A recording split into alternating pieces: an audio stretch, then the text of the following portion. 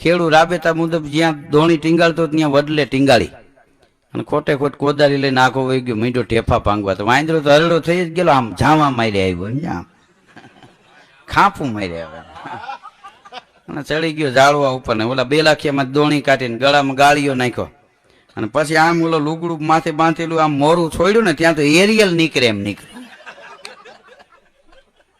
વાંદરાને હાથ પેટી યાદ આવી કે આ તો કૂપન માંથી નામ કાઢી નાખે ને એમ, અને ગળામાં ગાળ્યો પછી કૂદકો મારીને ભગાઈ નહીં.